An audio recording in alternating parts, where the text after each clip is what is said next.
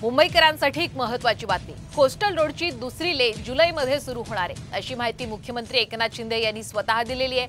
काल रात्री मुख्यमंत्री एकनाथ शिंदे यांनी कोस्टल रोडची पाहणी केली।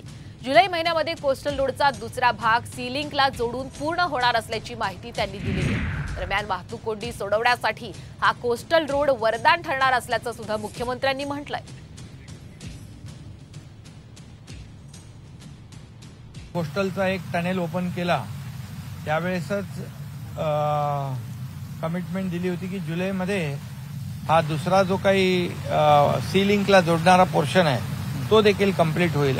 जे इंटरचेंजेस आहेत हे बघितले तर 20 किलोमीटर 18 ते 20 किलोमीटरचा हा कोस्टल हायवे होतोय।